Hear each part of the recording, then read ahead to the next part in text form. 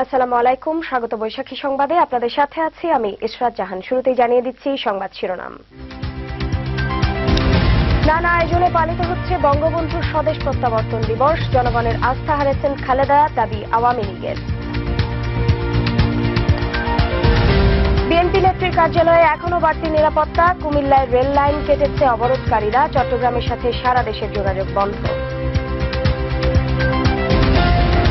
বিশ্ব ইজতেমার দ্বিতীয় দিনে তুরাগ-তীরে মুসল্লির ঢল, র্যাব পুলিশের কড়া নজরদারি। এবং প্যারিসে পত্রিকা অফিসে হামলাকারী কাউসি সহোদরের মৃত্যু। আলাদা ঘটনায় 4 জিম্মিকে হত্যার পর এক বন্দুকধারী নিহত।